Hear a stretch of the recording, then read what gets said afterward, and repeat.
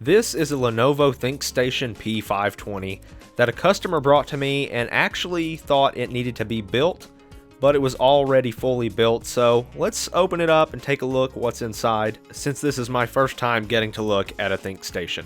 So the first thing that I thought was pretty cool is this Thinkstation actually comes with a key on the back that's used to unlock the side panel.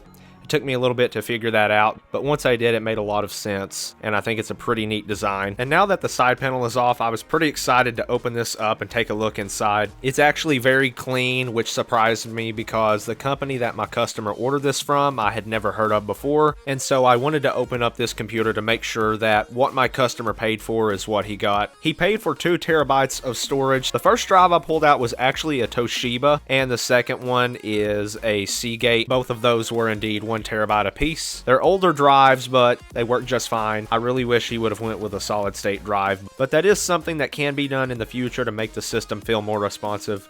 Now, in terms of the motherboard, I believe this is a custom design by Lenovo to go in this Thinkstation. I'm not entirely sure because I didn't have a whole lot of time to really look it over in detail. And honestly, for the CPU that's in this system, I do wish it had better cooling because the small tower cooler that came in it isn't fully adequate for this CPU, which is the Intel Xeon W2125, which is pretty much the same as the Skylake i7 6700K, albeit with more PCI Express lanes and memory support, and a quite a bit higher TDP at 120 versus 91 watts. And although it only has 8 gigabytes of RAM, that should be plenty for the simple task that this computer is going to be used for. And to my surprise, it actually had Windows 10 Pro instead of the advertised Windows 10 Home. And now on to the graphics card in this computer, which is an NVIDIA NVS 310, which is very low power, and at this point it's more than a decade old, with only 48 CUDA cores, half a gigabyte of DDR3 memory, which operates at 875 megahertz, and a core frequency of 523 megahertz. You certainly won't be doing any gaming on something like this. It's just meant to power a display, but luckily this computer isn't doing any GPU heavy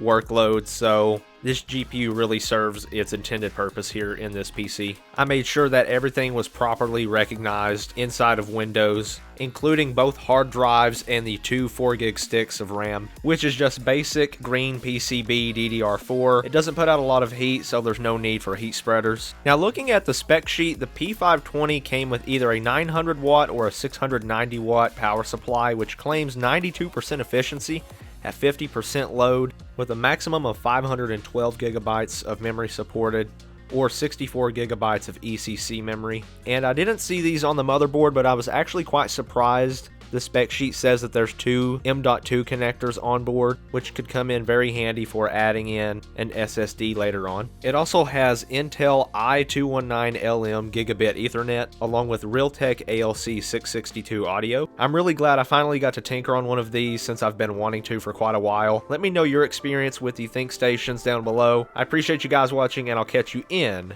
the next video.